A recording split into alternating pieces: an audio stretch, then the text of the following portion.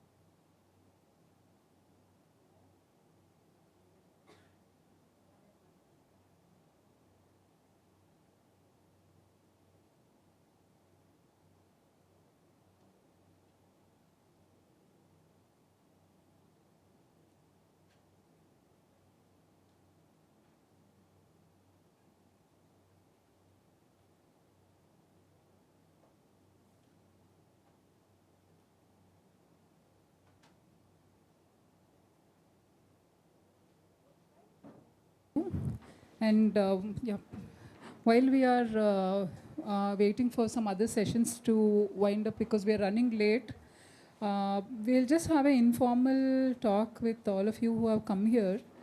Uh, I will give a formal introduction to Dr. Srinand a little later. So this session is on ergonomics and spinal health. So the fact that you guys are here means most of you are having some issues. So just want to know, like, what is your expectation from this talk, like, and any particular complaint that you are facing, like. I myself had a lot of shoulder issues, and I did consult Dr. Srinand for that. And to a certain extent, it's relieved. And but then, as we were just discussing, our we do not take a break from that work, right? What is causing? So I just pass the mic around, and so that we can know, like, what is it that has brought you to this hall. Just when we operate for a long time, sir, we are just beginners only now. So sitting on the OT chair, sometimes we have to frequently adjust our positions. That time we get pain. So for that only, I just want to see how you are helping us in that, sir. That's the case for most. I'm quite sure that will be the answer question for most folks over here that's trying to manage workflow. And that's because you can't, and I'm going to talk about it in detail, but you can't like not operate. We just need to figure out how we can.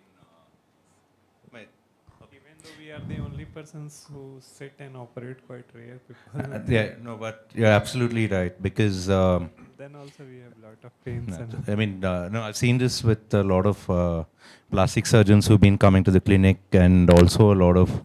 I've seen a couple of ophthalmologists in the clinic as well, and these are doctors who've been operating for the last 20 years, 15 years, and it's starting to show now. So what's happening over there is we're treating it from it's reached a point where there is a pathological issue and we're treating that. But for you guys, you're at that stage where we can try and tackle the root cause and probably try and reduce the risk of this happening, because unfortunately, there's no guaranteed mechanism that will assure you that no injury will ever happen.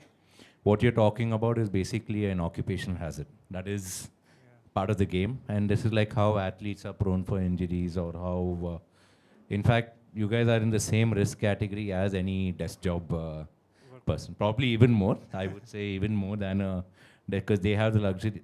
They're not in an OT, so they can get up, do what they want. You have to also maintain the sterility of your gowns, your gloves, and all of it, for which I have a few exercises we'll do later on, which you can execute in the OT itself. And then we'll get into this. I'll run out of content for the topic, so it's like.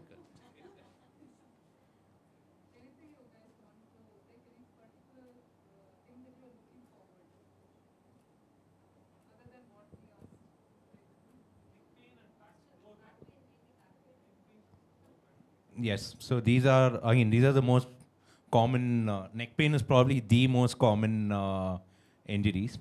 So what I'm going to talk about is stress on is more than the actual pathology. Like, like if I were to do a random MRI of like 1,000 surgeons, I'm not even specifying ophthalmologists or anything, any surgeon who has to operate for like 4 to 6 hours on average in a day, there's a good chance that the MRI will show some sort of, some degree of disc protrusion, or some degree of cervical spine degeneration, or some degree of scoliosis or kyphosis. Like, there are multiple pathologies. This can happen, and whatever can happen at the cervical level, the same thing can happen at the lumbar level. It's just different vertebrae, it's just different, like I said, if you do an MRI or if you look at it very closely, from a pathological thing, it's very different. But what I want to get at is, what can we do before it reaches that point to reduce that,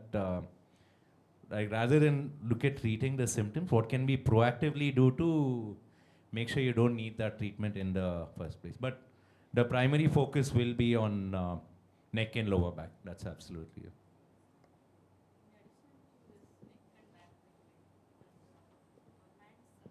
Absolutely. When we do this strength training as a part of our routine, and Yes. when we do a Surya Namaskar, we put our body weight on the wrists.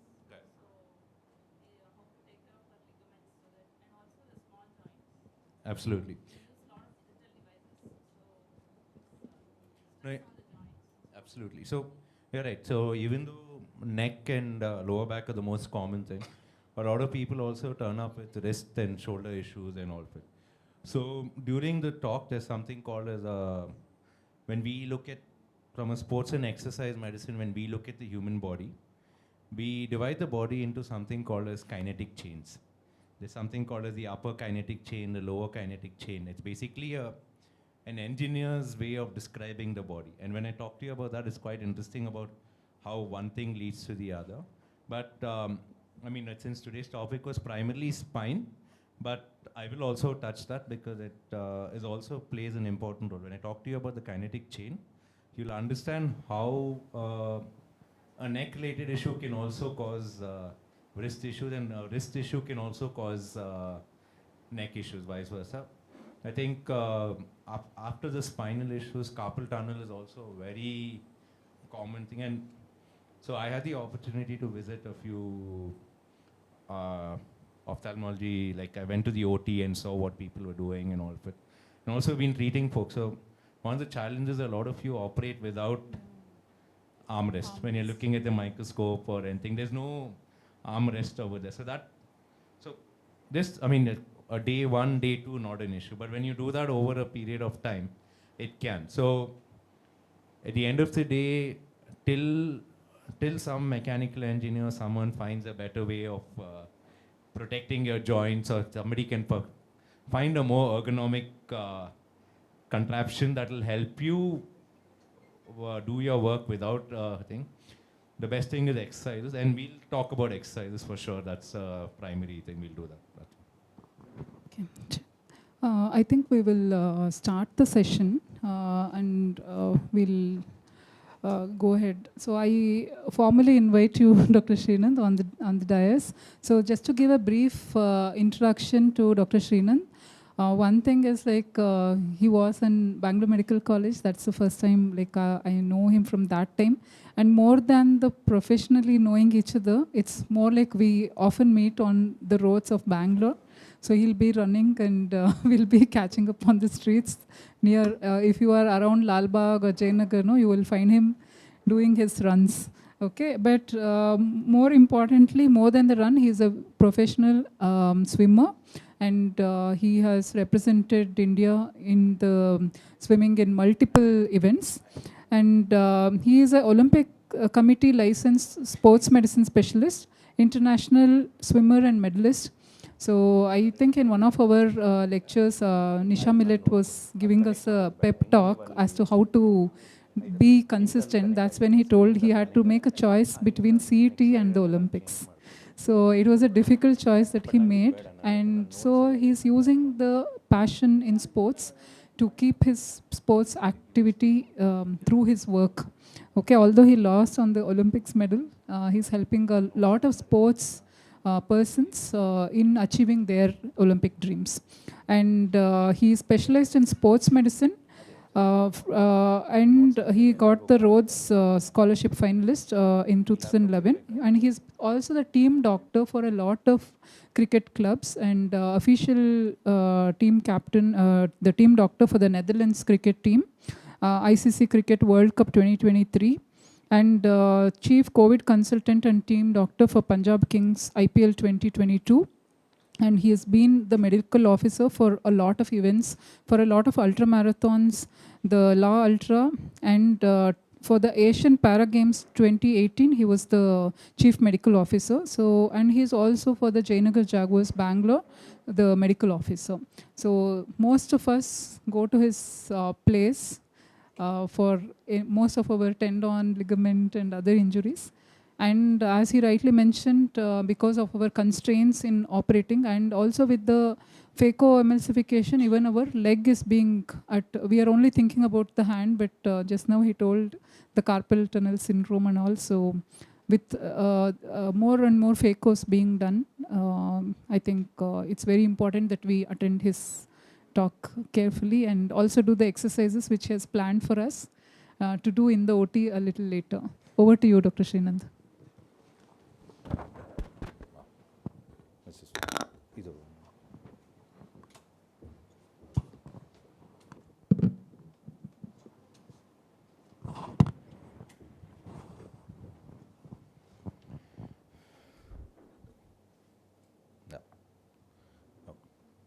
Good afternoon, everybody. Thank you so much, Bangalore Ophthalmic Society, for having me, and thank you, Dr. Chinmay, for reaching out to me personally to invite me for this talk. It's a great opportunity for me to talk over here, because and it's also, I think, a welcome change for you guys to come out from the layers of the retina and cornea and just think about something. So, so let's get started over here.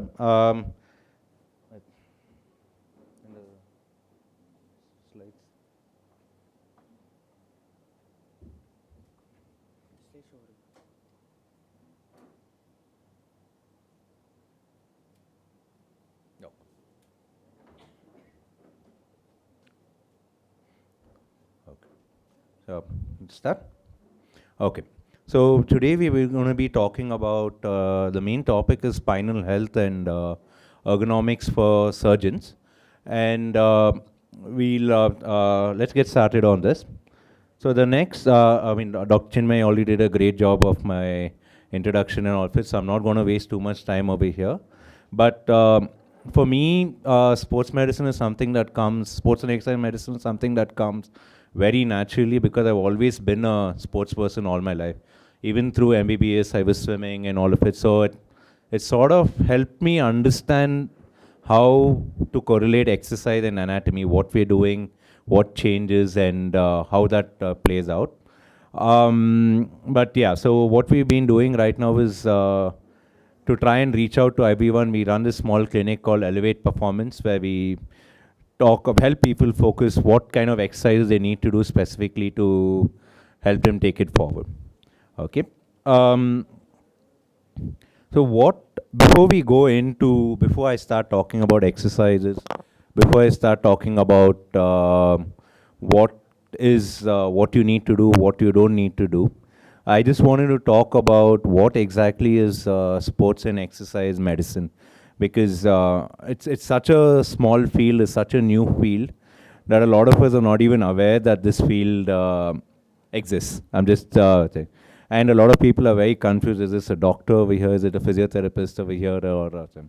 So basically, what is sports and exercise medicine? Sports and exercise medicine is basically a discipline. Traditionally, it's always been a discipline that addresses medical conditions that and injuries that basically occur in people who wish to participate in sports and exercise. That's been the original traditional definition. But of late, what's been happening is we've also started incorporating this into our daily lifestyle, and we're using exercise as a therapeutic measure to prevent and to treat disease. When I talk disease, of course, the bulk of the disease is musculoskeletal injuries. It does play we also have a non-communicable disease like diabetes, high blood pressure, heart-related issues and all of it, but that's all a secondary thing. Primarily, we're talking about musculoskeletal injuries over here. And as doctors, it's very important that we start prioritizing our health before we are able to take care of anyone. Yeah? So that's basically SEM, or sports and exercise medicine. Why is SEM important for you? The primary thing is helps improve the quality of life. There's no point working and not enjoying what you're doing. If it's resulting in a lot of pain, resulting in a lot of discomfort, stiffness, weakness, it's not really worth anything in that case. So what we look at over here is, one is we look at improving the quality of life, number one. So what you see in the slide over here is basically a spectrum that can happen. Initially, your symptoms start appearing. You start working, and then you realize that when I operate a lot, I start getting a lot of neck pain or numbness or tingling. And this can lead to, initially, you start cutting down on your number of hours that you're operating. but that doesn't suffice. So, and that can lead to, if the symptoms continue to progress, what happens then is a lot of doctors start eliminating surgeries from their practice. They're like, I'll just stick to OPD now. I'm not going to operate. It gets to that point. It might not happen now. It might not happen in 1 month or 3 months. It can happen 5 years down the line, 10 years down the line, a lot sooner than what we expected to.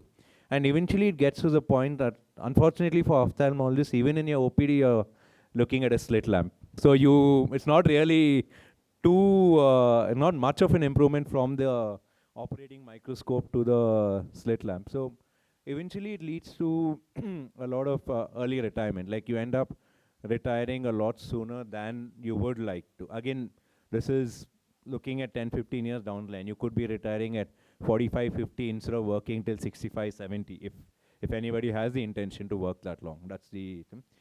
So, in fact, I know we normally go by evidence-based medicine is our approach for any treatment, our approach for any, to give you facts like this, it's usually an evidence-based medicine. But unfortunately, there's no proper study that shows, like there's no objective study that shows that can quantify this. Most of the papers out there are more from what we call as self-filled forms. You know, like they send out a survey to a bunch of ophthalmologists, and most of it has been done in the US and UK. They send out a bunch of forms to the ophthalmologists, and they say that, yeah, I am having this issue, I'm having that issue. Of course, that is subject to a little bias, but what I am telling you is based on what I see from anecdotal experience, what I'm seeing in the clinic these days, and how that affects the quality of life. Like last week, I had a plastic surgeon who had to like defer all his surgeries by at least 2 to 3 weeks because of a C3, C4, C5, C6 disc bulge, and which was causing a lot of radiation and numbness down his arms. And even though it's a plastic surgeon, surgeons eventually end up with a similar ergonomics, because I specifically mentioned plastic surgeon because even they end up doing a lot of microscopic surgeries where they have to look into a microscope or thing. So this is something we need to keep in mind why SEM is important for you. So moving on, so we touched a bit about this when we were having the informal chat. We were talking about some of the common musculoskeletal issues that are faced by surgeons. And of course, whatever can happen in the cervical spine can happen in the lumbar spine and vice versa.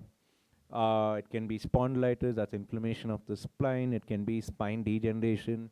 It can be protrusions at different levels, impinging on your thecal sac or impinging on your nerve roots and all of it. Tendinitis in the muscles of the shoulder because of lack of arm rest, a lot of constant work happening over there. Carpal tunnel syndrome is another very commonly seen symptom in, or commonly seen condition in ophthalmologists. And there's also one mechanical syndrome known as the upper cross syndrome. It was first diagnosed in people with desktop jobs, but then after having seen quite a few doctors, it's very common in doctors as well. What you'll notice over here is I'm not going into the pathology of spondylitis or this pathology of spine degeneration and all of it, because once you reach the pathological state, the management is similar. It doesn't matter how you, it doesn't matter what the pathological state is. Once you've reached that state, the management is similar. What we need to do, and that's where sports and exercise medicine's primary strength is what can we identify the root cause, try and identify what the root cause is, and see what we can do before it reaches a pathological state where you need to take medical intervention and do something about it. So I just mentioned upper cross syndrome is one of the symptoms over here because it's basically a mechanical dysfunction where people have very tight upper trapezius, a tight pec, and a tight biceps. So whenever you guys are feeling your neck stiff or something, if you palpate your upper traps, your pecs, or your biceps, you will see that that part's a lot tighter than it should be. And at the same time, it causes weakness of the deep cervical flexors as well as the lower traps and the rhomboids. This results in there's a nomenclature. I'm not sure how many of you are aware of this, but there's something called the slit lamp slump, where people are basically you're this in this position. I have a, you can see that in the next slide, where you basically you try to reach forward to look into the slit lamp and all, so you end up rounding your back. So there's a nomenclature, it's called the slit lamp slump. And that is a big, so that's basically an overuse of your trapezius, which are your primary cervical spine extensors. And because you're constantly bending forward, you're using your pecs and your biceps to do all the work. Yeah, so we're not going to go into the, I mean, if anybody has any specific questions regarding a particular pathology or something, we'll go into that. But I would like to lay more stress upon what we can do to prevent getting to this stage. What are our risk factors for musculoskeletal injuries? Basically, on an average, you have an ophthalmologist spends about 6 to 10 hours looking at a gadget, whether it's a slit lamp or whether it's it's a microscope or something. The posture is very similar. Maybe you look down in some, you look straight in a few things, but on an average, if you look at your cumulative OPD and OT time, it can go anywhere from 6 to 10 hours. Unergonomic setup of the device. So sometimes not adjusting the device to such a way that minimizes the stress on the joint, which leads in excess leaning forward, or if it not having, sitting on a stool, not having any back support, not having any arm rest. These are all factors that increase your risk for injuries. Overload of cases at work, trying to take on too many cases, trying to fit in too many cases at work is another reason for this to happen. And not taking enough breaks between cases. I can understand that. Sometimes we are on an adrenaline rush when you're at work. We're in that momentum, we're in that flow, and we keep doing it, and we don't realize that we worked 4 hours straight without a break, and then it suddenly hits us what we haven't done, and we haven't taken a break, and then the pain sets in. So a lot of us you might not experience the pain while operating, but you might notice the pain or discomfort when you come home at the end of the day after a long day of surgery. And of course, sedentary lifestyle is also a big risk factor for injuries. As doctors, sometimes a big mistake we have is that we think we know a lot, and unfortunately we take our health and fitness for granted, even though we preach to a lot of people that you need to exercise and all, but we don't do it ourselves. I'm guilty of that as well. So sedentary lifestyle is another risk factor. So all said and done, the primary risk factor for most biomechanical injuries is lack of movement. It is that, regardless of how ergonomic your setup is or how ideal you make that setup, at the end of the day, you have lack of movement, that's going to increase your risk of injury. And also load management is something that you have to think about, because spacing out your cases, making sure you recover, making sure you get enough time between these cases is something we have to consider. So since you're talking so much about, this is the, if you see that the outline I've drawn of the spine in the over here, where the doctor is sitting in front of the operating microscope, you can see that that's how curved the spine is. You don't realize it. This happens to, maybe next time you're in the OT, you can have one of the technicians take a picture of you operating, and you might, and this is in the middle of your operation, not posing for the thing, because then you're going to sit up all straight. But when in the middle of your procedure, have somebody take a picture, and you'll get the most likely position that you take. That's your comfort zone. So we talk about posture, and I'm quite sure you've heard about this across multiple places. You read about it in the paper and all of it. What is the ideal posture? Unfortunately, there's no such thing as an ideal posture, because whichever posture you sit, and whether you sit straight, whether you sit slouched, whether you lean to the left, lean to the right, lean forward, lean back, there is some muscle working to maintain that posture. And muscles are subject to fatigue. And if there is some muscle, and The moment a muscle fatigues and is not able to keep up with the load, it is going to result in some sort of strain which might not be apparent that day. It's going to show, depending on your other risk factors, it might show 6 months from now, it might show 10 years from now. We don't know. These are basically what we call as chronic overuse injuries, which happen over a period of time. So how do we manage this? Basically what we have to do is you try and make your setup in such a way that whichever muscles are being used the most, we try and identify some way of supporting them. Does it mean that if there's some way there's some jugaad you can do to get some armrest when you're operating, or if there's some way you can adjust the height of the microscope so that you don't have to lean forward as much, or there's some way you can get some back and neck support on your operating chair so that whenever you take a break, you get to lean back for a second or two and just give those muscles a rest. But everything boils down to movement. Movement is key. It's your best friend out there.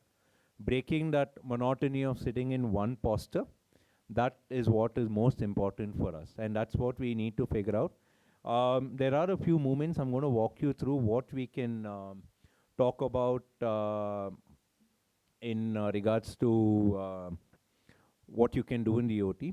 Also, just a special note, I would like to thank Dr. Praveen Murthy from Prabha Eye Clinic and Research Institute for letting me go to the ophthalmology center, observing how doctors spend what position they spend most of the day, and observing a few procedures and understanding what you go through.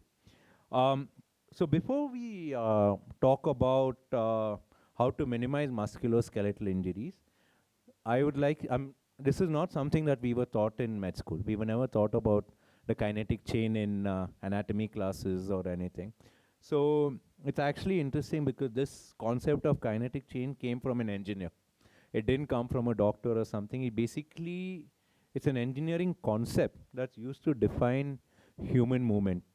What it basically says is that we classify the body into multiple kinetic chains, and oversimplification of the classification, what is relevant to our topic today is the upper kinetic chain and the lower kinetic chain.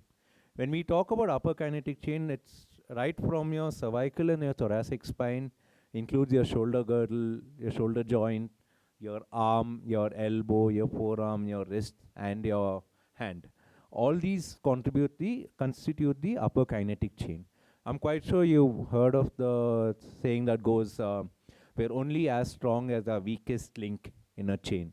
And that's what they're trying to use over here. Because what they say is that, so before I get what it means is that the upper kinetic chain is that, now the way we look at it, the way we analyze when somebody comes for an injury or treatment, is we look at the entire upper kinetic chain as one unit. We don't look at the cervical spine separately, we don't look at the shoulder separately, we don't look at the elbow separately. We look at the entire thing as one single unit. If you notice, I was talking about upper cross syndrome earlier, and the reason I brought up upper cross syndrome is because it's a very good example of how the kinetic chain is involved. So because you're primarily overusing your pecs and your biceps in the upper cross syndrome, which results in a lot, basically results in a lot of forward bending of your neck. And you see how, like, so eventually what happens is, like, the way treatment is taken care of is like when somebody like that goes to anywhere for treatment, whether it's a physiotherapist or a doctor, they end up treating the tightness on their traps, they end up giving you some neck movements. But if you don't correct the root cause of taking care of those pecs and those biceps, then it's just a matter of time before the neck stiffness keeps recurring. So the upper kinetic chain is something we need to really focus on, because as I mentioned, like having a stiff, when you're talking about root cause of injuries, very often, again, if somebody is coming with a neck pain or a shoulder issue, a lot of some of us manifest with shoulder tendinitis. Again, like it could be a bicipital tendinitis or a supraspinatus tendinitis or anything. That might be the manifestation of the symptom. That might not be the reason for the symptom. It might be the manifestation of the symptom where that person might actually be having a little bit of cervical spine irritation or thoracic spine irritation and all, and that constant irritation trigger might have aggravated the shoulder issue. So, and it can go vice versa. The shoulder issue can lead to a neck issue, or a wrist issue can lead to a neck issue. That's the so similarly, you have a lower kinetic chain. Even though when we think ophthalmology, when we think about ophthalmic surgeons and all of it, you're thinking only about the hand and the neck and all of it. You also, it's very important because you also have one foot on the pedal when you're operating. So it's very important that you get your stool height or your chair height, getting that height adjusted, getting it into a most comfortable position, making sure you're not slouching at the lumbar spine. These are also very important. And we've seen this with a lot with desk job people also, because they end up sitting for prolonged periods. Having a very high chair can end up resulting in a lower back issue, because it ends up causing a lot of tightness in the calf, a lot of tightness in the hip flexors and all of it. So it's something to keep in mind. So when you understand the concept of kinetic chain, it's easier for you to get the why, what is happening, and whenever we tell you do this exercise or do that exercise, you grab the concept a lot sooner. So we spent quite a bit of time talking about what and this. So let's try and get to the point and try and figure out how we can prevent you guys from getting this injury, which is why most of you are here to, hey, I know all this, but I don't want back pain and neck pain. That's why I'm here. So what we do as a sports and exercise medicine thing is to try and do preventative exercise, try and proactively work on your areas that are used mostly at work. Now, you might be someone who's already going to the gym, you might be someone who's already goes for your morning walk, does a little bit of yoga, probably swims, any form of exercise. But that's a more general form of exercise. What would really help is to try and identify what muscle groups or what muscles are primarily overused or used when you operate, and that should be your primary focus. Try and target these muscles. It's like, for example, if we take a sports person and you take a fast bowler, and he's going to practice a lot on the muscle that helps him deliver a ball a lot faster. Rather, that'll be his priority focus, and then the general body strengthening. And that's what we're trying to do over here for doctors as well. Identify what works the most over there, strengthen that. See, because there's no two ways about, you can't like not operate, you can't like not see patients to a slit lamp or anything, because that is the current standard operating procedure. You have to use it. What can we do about it is try and enable the body to deal with it, and try and make sure you're able to cope with that load. So preventive exercises are there. There are a lot of preventive exercises in terms of what we can do. And then coming to resistance training. Resistance training is nothing but building up strength for all your muscles. It just helps you. The stronger you are overall, the lesser you're going to fatigue, the longer you're going to be able to hold up a particular posture or anything. And resistance training can be anything. It doesn't have to be anything specific. Your regular push-ups, your regular bench press, squats, and all that can all be resistance training. Yoga, of course, yoga is something that primarily helps with spine mobility and flexibility. So it's a combination of all these exercises. Of course, cardio, it goes without saying. You have to do it for your cardiac health as well as to help you build up the stamina to deal with an increased workload. So I haven't gone into specifics of these exercises because each exercise is probably a 2-hour talk on its own. So it's not, and I don't want to get diverted into that and thing, even though we're doing the session before lunch, so it's a good thing. Post lunch would have been a bit of a challenge for me also. So what we're going to do now is, this is outside the gym. This is what you need to do on not outside the gym. I'm so used to the gym. So this is outside the OT and outside the OPD, what you need to do on a regular basis to help reduce the risk of injury. But what happens at the end of the day, given our current lifestyles, given our current routines and all of it, we might get maybe an hour, tops 2 hours to exercise. Of course, there are Ironman athletes who take 6 hours, they work out 5 to 6 hours a day. Those are exceptions. But in general, most people will probably get an hour on an average. But what happens is that's good, that's really good. But you end up sitting for 6 to 10 hours. So there is no, it's sort of negated or even overcome. That's not a thing. So what we're going to discuss on the next slide is, this is going to get you guys to exercise as well. These are going to be exercises that we can do in the OT. And basically, because I know you have back-to-back cases, you have thing, you can't scrub in and scrub out. It's not really a convenient procedure each time. The max you can do is like change your gloves, wear a fresh gloves, move on to the next case, which happens in a lot of cases. So what we're going to do now is, I was telling you how movement is key and things. So we do these particular movements that are over here, so that you can minimize the monotony of any one muscle overworking in the OT.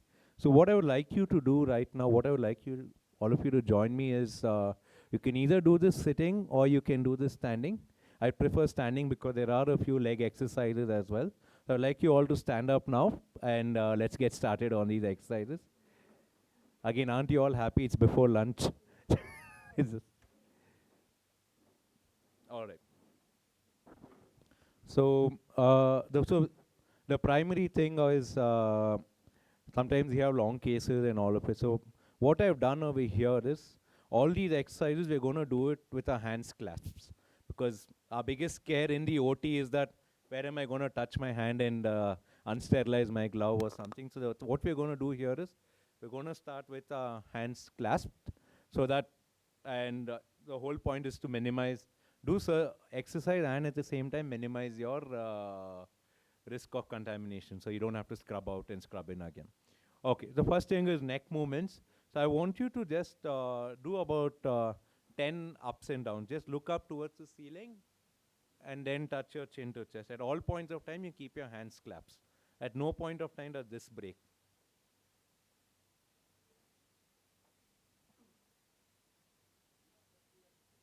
Yeah?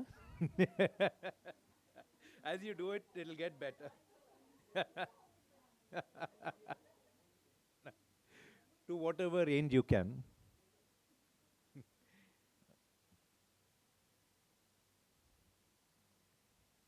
Perfect.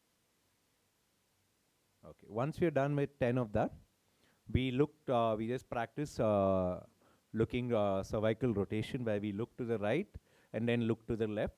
That's counted as 1 rep, and you do 5 reps of that, yeah? At all points of time, keep your hands clasped.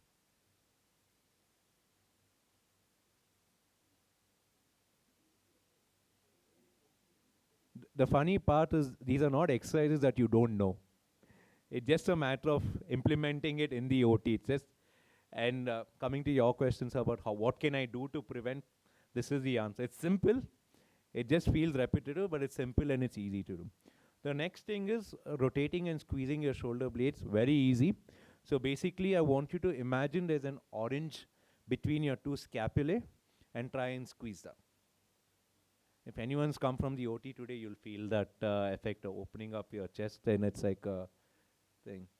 And these are easy. You don't, even when you're at your table, you can just, you're sitting at the head of the OT table, you can just do it over there without really. Probably you can put an alarm in the OT which says, okay, it's a 2-minute break, let all of us exercise for 30 seconds and then get back. The beauty of these exercises, it doesn't take too long to do it. Today it's taking a little long because I'm walking you through each of it. But if you were to do each of the movements for like 10 reps, 5 reps, it's within 2 minutes you're done with the whole thing. And when it becomes an habit, what happens is that even when you're not consciously doing it, you're automatically doing these movements, opening up your shoulder. The next exercise is an upper back rotation. You're going to keep your hand a little closer here. So you're going to be here, and then you're just going to slightly twist, 45 degrees. So we try and work everything from the head to the toe. So you can do 5 twists to the right and 5 twists to the left.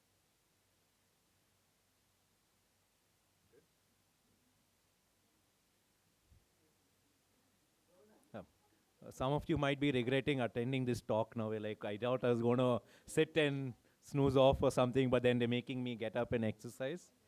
So, and then the next thing is, so if you look at the way we are going, we touch the neck, then we touch the thoracic spine. Now we're going to work on the shoulder. It's simple. We're just going to go up and come down. Up and come. All within a pain-free range. I mean, within your body thing. So just make sure you have enough space in the OT when you do this. And this is again something you can do at the desk. Or you can just step back from the OT table. Let's do that 10 times.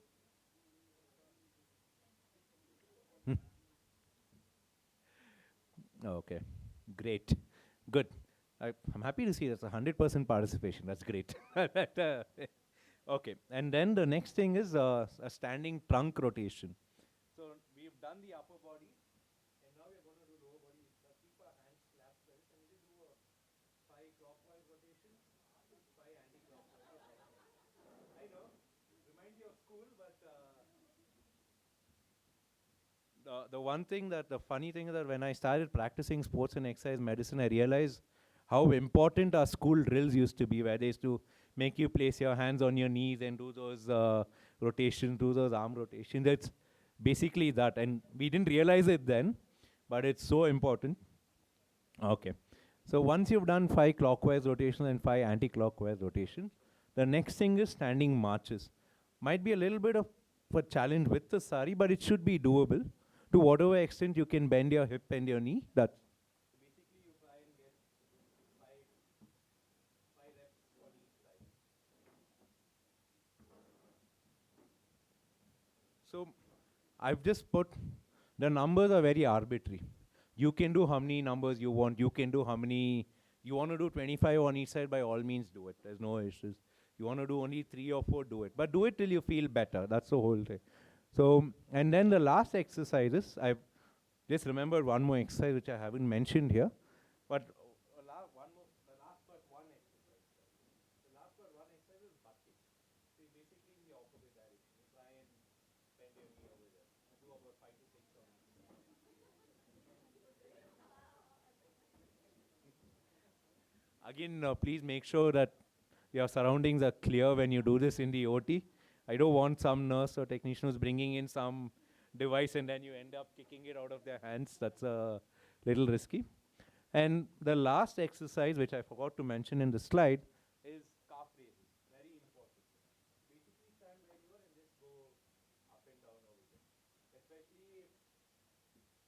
there. Especially if somebody is, has a low arch or is flat-footed and all of it, they are prone for medial arch plantar fasciitis in the OT. Even though you're sitting for a prolonged period, it can happen. So calf raise is an excellent way to do this thing. Yeah, great. Right. Anyone who wishes to continue exercising can continue. The others can please take a seat. That should be all right. So with that, I finished my presentation. If anybody has any questions or anything, I would like to take them now. Sorry? Okay. Yes. So there are, when we talk about strengthening the cervical spine, like I said, first is to identify the root cause as to why is the cervical spine bending so much, apart from the ergonomics and all of that. So normally what we do is, we think of the muscles that cause the extension of the cervical spine, and these are primarily your trapezius and your sternocleidomastoid. Now what's happening in most ophthalmologists is that there's overuse of these muscles, and your cervical muscles are a little weak. So what we do is, there are a lot of exercises where you can put a resistance band on your neck, like you get these flat Terra bands, or some people call it Pilates bands or something, and you put the band around your neck and then you try and move it against resistance. If you don't have a band, it's very easy. One of the easiest things to do at home is just use your hand. You can just flex against resistance. It's basically what we call as isometric contraction of the muscles. If you remember our physiology from year 1, we have isometric contraction, we have isotonic contraction and all that. Isometric is probably the best way, because when you use what's happening in the OTs, it's mainly isometric overuse. You're not moving. You're just in one posture, right? So even though it's overuse of the extension, what I would recommend in such a situation is to strengthen everything. Do your work on cervical flexion against resistance, extension against resistance, lateral flexion, lateral rotation. This is the simple most exercise. Of course, if somebody already has cervical spine related symptom, I would highly recommend that they get it evaluated before blindly going into the exercise, because sometimes depending on where the bulge is or where the protrusion is, these exercises can end up worsening their thing. So that is something we should keep in mind. Yeah. No. Yes, sir.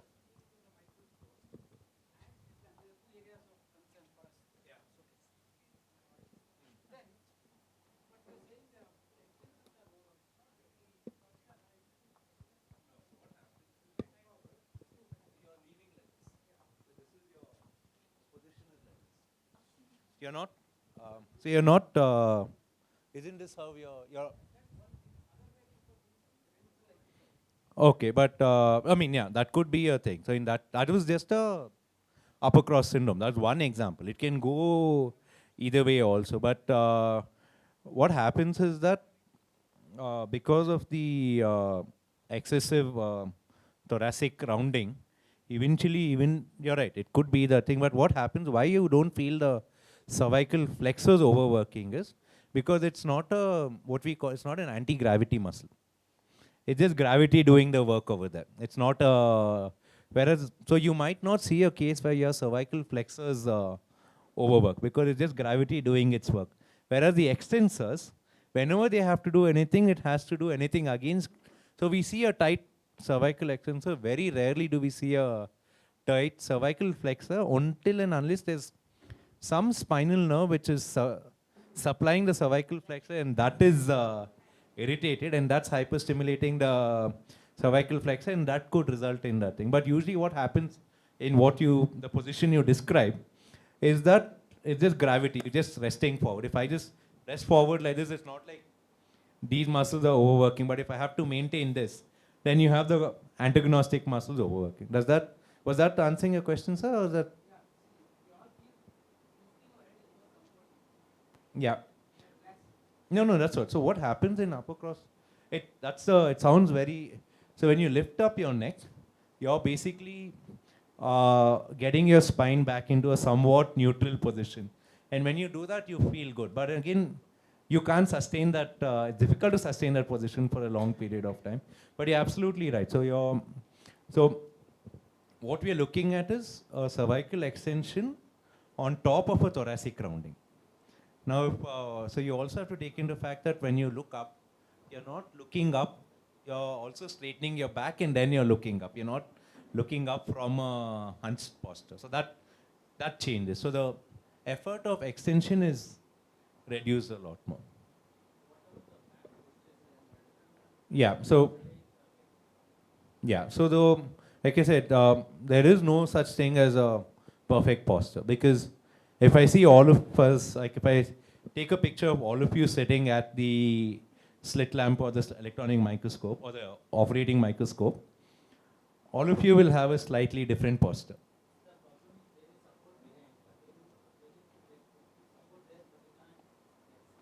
No. So, yeah. So what I'm trying to say is that, like, you might not be able to operate with the support, but it's important to take that periodic support in between. Take that break.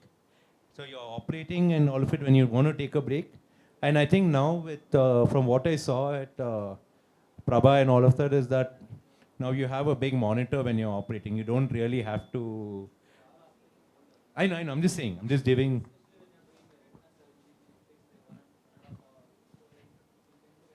See, you're right. You're absolutely right. So basically, so probably till we're able to find some contraption where you're able to sit properly and able to find some chair that can give you that thing support. What we can do is, that's why the exercise comes in. When you, let's say you have back-to-back retinal surgeries and all that, you know that if I do back-to-back retinal surgery, that back is going to go for a toss. So what can I do outside so that if you saw the slide where, let me go back to that. I think it's similar to what we advise the computer vision syndrome patients, the 20-20-20 rule. Like take that momentary 20 seconds break to go out of the screen. That's what I think Dr. Srinand is trying to tell. That first point that I mentioned here is preventive exercise that target that. See, right now we don't have a gadget that can help you sit better. What can I do next? Strengthen your back. And maybe in the form of strengthening your glute muscles, strengthening your paraspinal muscles in the lumbar area. So that, I mean, it's not going to be 100% preventive thing. We don't have perfect science here, unfortunately. But at least it reduces the muscle fatigue and helps you cope with the stress a lot better, which makes between surgeries, movement all the more important. That's it. Yes, sir. How useful is a saddle back chair? How useful is it? Is a saddle chair. Saddle. Saddle? Yes. Can you just describe what? It looks like a saddle. Okay, and you're That's sitting put on on that? Yeah. Okay, That's or like the on a seat saddle thing. Seat saddle, yeah. On a See, horse. I mean, it could, again, I think it's on a case-to-case basis because some people even find it, some people who have a lot of sacralgia and a lot of sacroiliitis and all, find it very comfortable to sit on a coccyx cushion where you put it on the OT chair and cervical area, or sorry, the sacral area is offloaded. And with the saddle, again, it's like when we look at the shoes, right? We have a concept called as rocker bottom shoes, where it sort of keeps shifting the load over here. You know, it doesn't let you have one single pressure point, and that's why the saddle becomes useful. So because it sort of distributes the curve against the curvature. What I've seen when it comes to these kind of gadgets and contraption, for some people it might work out to be a lot more comfortable. Some people might actually worsen the thing. I would say I would go for it on a case-to-case basis and see where their maximum pressure point is. If somebody was having a lot of lumbosacral issues and all of it, and if we see excessive curvature over there, and if I can see that a saddle seat can minimize that excess curvature or minimize that thing, then that would be something I would look at. That should be. Thank you. No problem. Yes, ma'am. Not really related to the ergonomics of the OT, but they say that running over a long period of time hastens osteoporosis. Yes? And if that's true, like what's the limit? Like how much can you run safely without really, hastening? So I've not come running leading to osteoporosis. I've heard about running leading to osteoarthritis as a very. Is it porosis or arthritis? No. So they say that if you're closer to your menopause, Mm-hmm. and then this is what the gynae, doctors are telling you. So they say, don't excessively run, don't train for your half marathons, limit your so exercise that's- to less than 10 and you should be okay. So there is. But hasten and you do too much and then you. See, so the good old saying that goes, too much of a good thing is a bad thing. Huh. That is there. Yeah. But there is no way of defining how much is too Yeah. much. There is no standard definition. Yeah. So because the way it works with running or any sport for that matter, now if you're someone who likes to challenge yourself, and if you've done a 5K, and let's say you were started out as a couch potato and then you said, okay, I've been sitting on this for too long, let me go run a 5K someday. And then you do that 5K, you're like, hey, this is too easy, let me push. And then a 10K can lead to a half can lead to a full, and a full can lead to a ultra. There's no limit to the end of the thing. Now, I don't think it's correct to put a upper cap on that. As long as it's a gradual thing, number one. Number two, as long as you're doing the supplementary work that supports it. Thing. And I don't think, I don't agree with the point that running can lead to osteoporosis, even in peri or postmenopausal women, because it's stress on the bone is the best way to ensure bone strength. So I would not look at things. Then in terms of how much, again, if you're someone who's been running all your life, then that is a very different thing for you. If you're someone who decides to start running at your in your 40s or something, then obviously the upper limit is different for you. What we normally have is a rule of 20%. Whenever you start running or anything, make sure your mileage is increased only by 20% every week. That's a safe way of gauging. That might also be too much for someone. So the only way to know is to do it. It's to because as humans, we don't, at least most, we don't like, if we can do a 21, we want to keep pushing ourselves to see, can I do a 22, can I do a 23, can I do a 40? So there's no upper limit to that. That's not Thanks. no problem.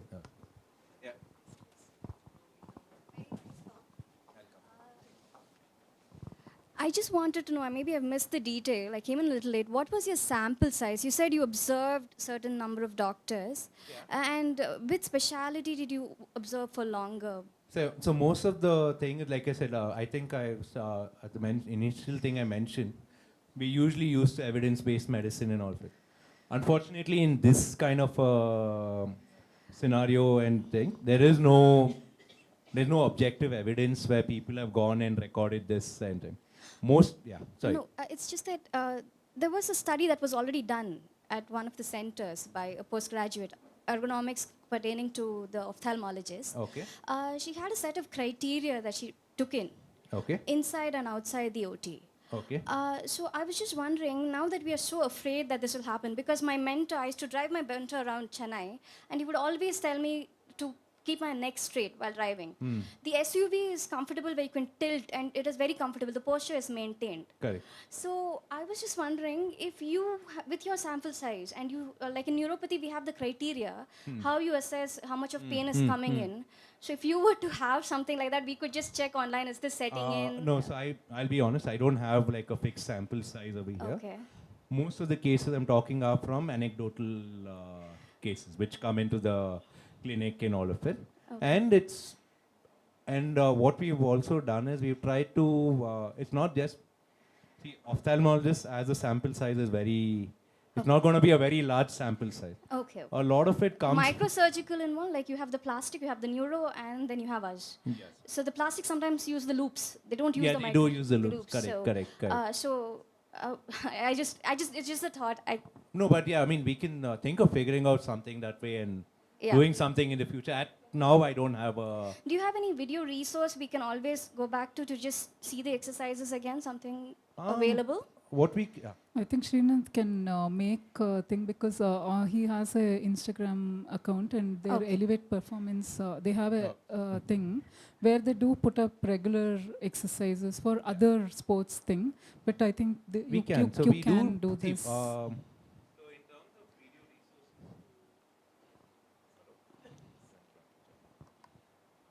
In terms of video resources for thing, as a rule, what a lot of desk job people do over there, the general rule that works. I mean, if you just look up preventative exercises for preventative that works. It's basically preventative. We just think. What you're talking about in terms of the criteria and all of that is probably done at a much more scientific basis. Yeah. So what we are trying to do is. If you come up with that, will you put it up on your post for us to keep? Absolutely. Please do. Done. We'll do that. Not an issue. Thank you so much. No, welcome. Also, Dr. Srinand, in most of our cases, like OT, when everything is going on normally, I think most of us are relaxed. But when there is a complication and when the stress is higher, correct. I just want to know how this mental stress affects the physical muscles, and are there any particular points where we hold the tension? Yeah. So, I mean, a lot of us might have heard the thing, whenever you want to tell people to relax, we tell them, hey, let your shoulders down. Drop your shoulders. Why you so thing? It is a natural a fight and flight reaction, which is what typically happens in a complicated case or in a stressful case, is that typically whenever there's any stress, the intention is to start hunching our shoulders. This happens without us realizing. And at that point of time, I would say just focus on the case, because you try to do anything else at that point in time, nothing's going to work. You're not going to register and all of that. But the whole, when we do these exercises and all, so typically you will, if you were to palpate your trapezius or anything at that point of time, that's the area that's going to be very sore. That's the area that's going to be very stiff. that time there's no point. Nothing's going to register, nothing's because, and that shouldn't. Your priority is the Case. complication because somebody's sight is on the line. So the priority is the complication. So I wouldn't change anything at that point of time. But probably some of those neck exercises that we did is something you can, when things settle down and things calm down, you can implement that. That shouldn't. Also, if you can, out of the topic of this, but for most of the doctors have sarcopenia, like muscle is a problem. So Yeah. if you could highlight on the anti-gravity muscles, Yeah. because it's like you forgot the anatomy, and Yeah, so if you can just highlight absolutely. on that. So when you talk about anti-gravity muscles, anything that helps us stand, you can call it an anti-gravity muscle. It's a very broad classification, like your calf muscle, your quadriceps, your hamstrings, your glute maximus, your glute medius. These are all your muscles that help you stand. So that's your primary anti-gravity muscles in the lower limb. And then when it comes to upper limb, our anti-gravity muscles are deltoids, our trapezius, biceps, triceps. All of these can thing. Anything that helps you push off the ground can be used as a anti-gravity muscle. It depends on what context we are using it. So when you talk about sarcopenia and all of it, it's helping those anti-gravity muscles strengthen with a little bit of resistance. By virtue of being an anti-gravity muscle, you're already using your body weight over there. That is giving its resistance. But additionally, you can always add a few weights, which can vary from 5 to 80 kgs. It doesn't really matter. That's it. Do you any other questions? Yes. Sorry?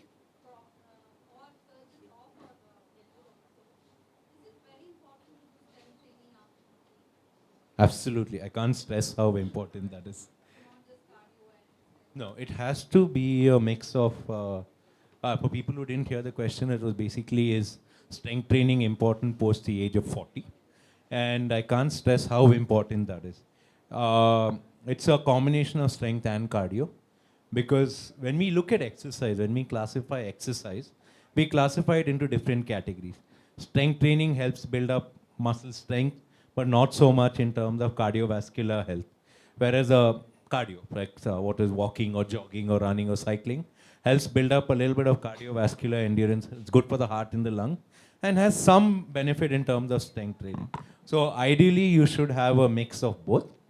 A mix of typical formula I ask people to do is to alternate, if you're looking at it from a general health perspective, alternate cardio and strength and keep it going because they go hand in hand also because having good cardio will help you do better strength and having good strength training will also help you do better at your cardio and all. So strength training is important for the rest of your life. In fact, what we've been doing in our clinic is we've started a geriatric strength program where we have people over the age of 60, 65 coming into the clinic, lifting weights, doing exercises and all of it so that you sustain your muscle mass. And that is what is your best preventative thing against any joint or bone related issues. Yes. Basically, for athletes, as we try to progress, there are times when we end up cramping certain muscles. And in spite of hydrating oneself and doing everything correctly, the cramps still keep coming. Yes. So, I mean, yeah, so it's completely different from our current thing. But so you're right. So the primary reason for cramping is usually electrolyte deficiency. And that's very often that's corrected also. There's also the next most common reason for cramping is a neuromuscular hyperstimulation. And if you're still cramping even after you've taken care of your hydration, you've taken care of your nutrition, because even we've seen that you don't carb load enough, also muscles can cramp up. Then the next thing is neuromuscular stimulation. What's happening then is that muscle is overworking. Now, for example, if you're cramping up in your calf muscle, when you, let's say on the running leg of your triathlon, you're cramping up on your calf muscle. What that means is at that point of time, probably your glutes and all the other muscles that work in sync with the calf are already fatty. And now the overload is falling on that calf muscle, and that is it works to a certain point, and then beyond that, it's like, hey, I can't do this. And the cramps are basically your body's way of protecting you from irreversible damage. It just locks in, and it's like, stop here, because if you continue doing this, it's going to result in a lot of muscle tear and muscle strain. Yeah, that's it. Thank you. No problem.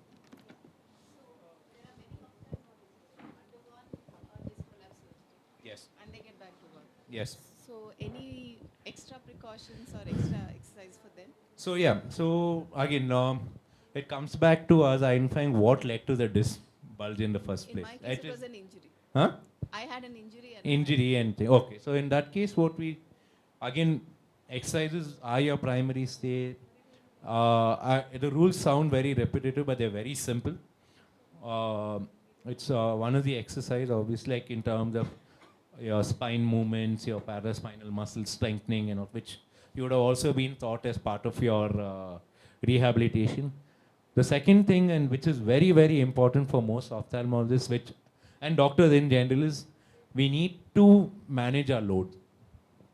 We need to periodically do our, like what we call as load management. When we talk about athletes, right? Like, just to give you an example, when we talk about an athlete who's training for a run or who's training for a swimming competition or something, we do something called as load management.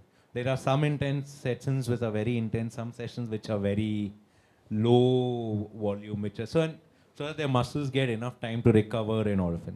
So when it comes to doctors who are going in with an injured tissue or a post-op case, it's important that you respect that tissue and give it enough time to recover between cases.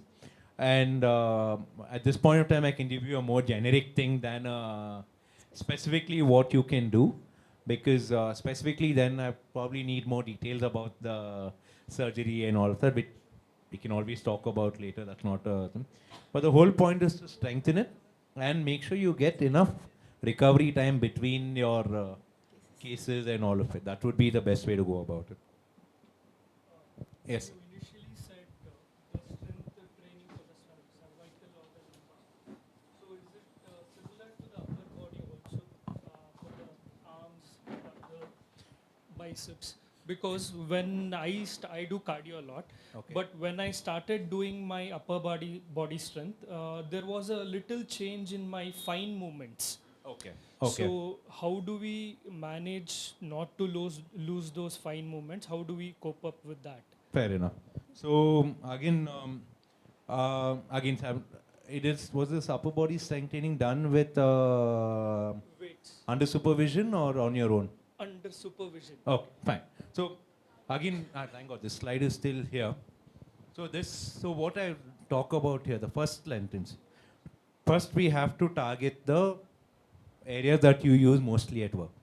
Now, when we talk about your finer skills and all of it, it could be something like, see, even though you're operating with your finger, a lot of the work is coming from the shoulder. It's not, there's a little bit of wrist work, but if my shoulder is stiff, I wouldn't be able to fine tune that thing. What you say is absolutely right. Like, I've been doing a lot of bench press and all of it. It does impair my shoulder mobility to a certain point, which doesn't let me move finely, right? So, which is why the first point is the most important point over there. Target that area which you use the most. Now, if I strengthen your rotator cuff muscles, work specifically on your rotator cuff muscles, and then I implement the upper body strength training and all of it, the chances of you losing your finer skill is much lesser. And maybe what you can also do is sometimes monitor the load you're doing on your upper body strength.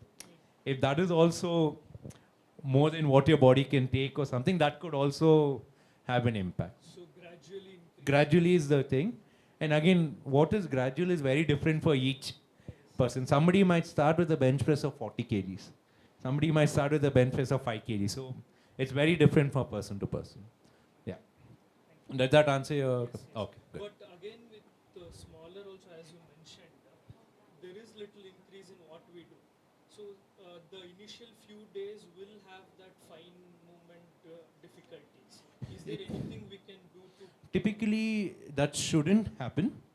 But if that happens, it's what we call is like when somebody starts a new training regime or something, there is a little bit of there's an adjustment period where your body takes some time to get used to the load. In case that still happens, then I don't have an answer as to how we can minimize it, but except to go through with the training. But what you can also do is probably try and time that when you don't have that many surgeries. Because if you have a heavy caseload and at the same time you're going heavy in the gym, there's not enough time for your muscles to recover. Probably I would try to time it such that the workload is not very, do it when the workload is not very heavy. Yeah. No.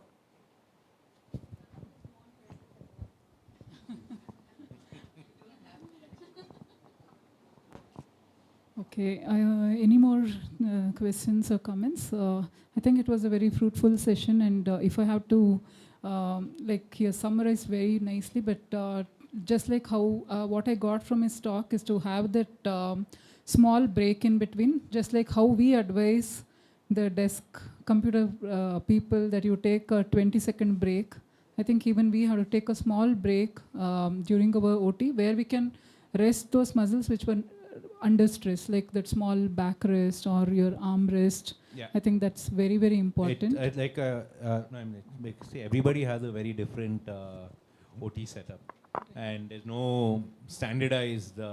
Unfortunately, I'm not a mechanical engineer, which I could figure that out probably.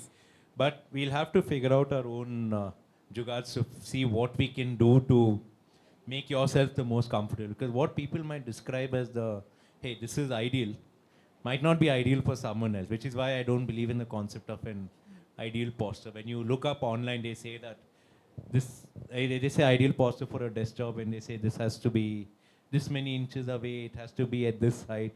But even to maintain that position, you're using some muscle or you're overusing some muscle. So wouldn't go with that.